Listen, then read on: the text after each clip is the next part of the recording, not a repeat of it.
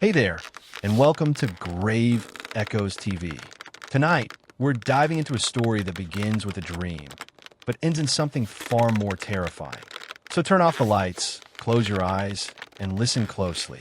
My name is Eric Sloan. I'm 32 years old, living alone in a quiet cabin just outside Ashmere, a sleepy town bordered by dense woods and muddy rivers. I work remotely as a data analyst, which means I spend most of my time inside. And honestly, I like it that way. But for the last few weeks, something's been wrong with my sleep. It started with a simple dream. I was lying in bed, and then suddenly I'd fall. Not onto the floor, but through it. Like gravity just shifted. The sheets, the mattress, even the bed frame, all vanished.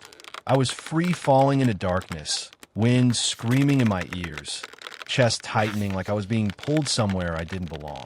Then I'd wake up, heart pounding, back in my room, safe. At first, I shrugged it off as stress. But then I noticed something strange. My sheets would be slightly damp, my pajamas smeared with tiny flecks of what looked like dirt. And once, after one of these dreams, my toenails had mud packed underneath them. Not just dust, but thick, wet black mud. I don't sleepwalk. I've never had a history of it. But I figured maybe I was moving in my sleep. Maybe I'd stepped outside without knowing. So I installed a camera. That night, I had the dream again. Falling, but this time I hit something soft. Something wet. The smell of earth filled my lungs. Rot and water and worms. I felt things move under me. I was awake, but still falling. When I opened my eyes, I was back in bed. But the bed was soaked. I ran to my laptop and reviewed the footage. At 3:11 a.m., the camera caught me sleeping. Calm. Still. At 3:14 a.m., the footage glitched just for a second. Static. At 3:15, I was gone. For a full 6 minutes, the bed was empty. Then at 3:21, I reappeared, covered in mud. The blanket was damp.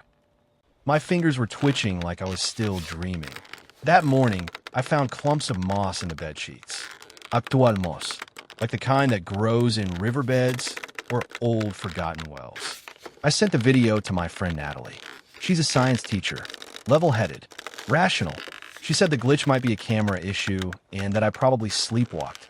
But I could tell her voice trembled when she saw the mud. She didn't have an explanation. The next night, I locked the doors, shut every window, and sprinkled flour across the cabin floor, like in those ghost hunting shows.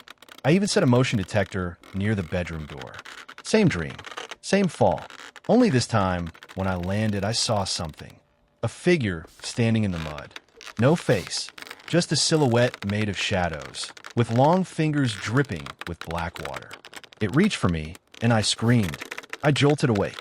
Mud again, and something worse. The motion detector had gone off. Not once, but twice. And the flower? Footprints. Not mine. They were too long, too narrow, and they didn't lead to the door. They started from the bed and ended at the wall. I called Natalie again. She didn't answer. That night, I dreamed I was buried. The next morning, I drove into town to find Natalie. She wasn't at school.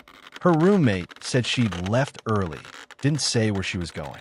I tried calling again. No answer. That night, I decided not to sleep.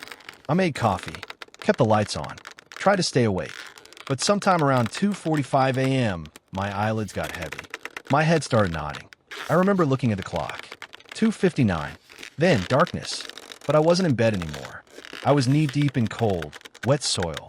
The smell hit me first, like a swamp that hadn't seen sunlight in 100 years. My bare feet sank into the earth. My breath came in clouds, even though I wasn't cold. Then I heard the voice. It wasn't loud, just a whisper, but it was right behind my ear. Come back. I turned and saw her. Natalie. She was covered in mud. Her skin looked pale, her eyes empty, but she was standing in front of me, her lips barely moving. I followed the footprints, she said. What?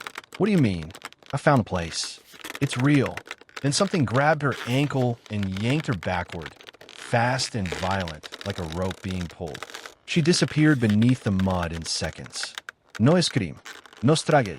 I lunged forward, but something gripped my own leg.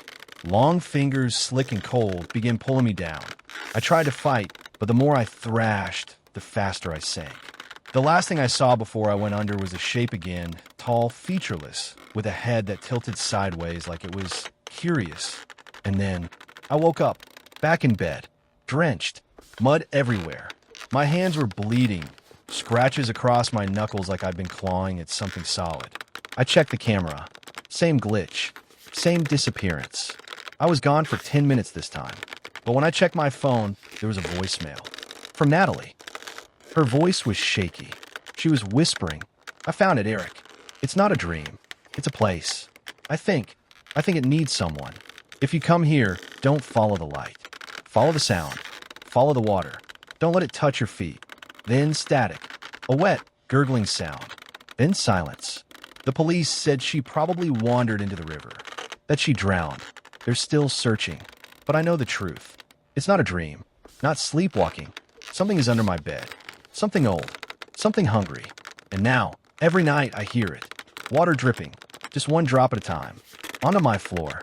Sometimes I dream I'm falling again. Sometimes I wake up before I hit the bottom. But not always. And every morning, there's a little more mud. Thanks for listening to Grave Echoes TV. If your dreams ever lead you somewhere wet and cold, don't look down and don't follow the footprints.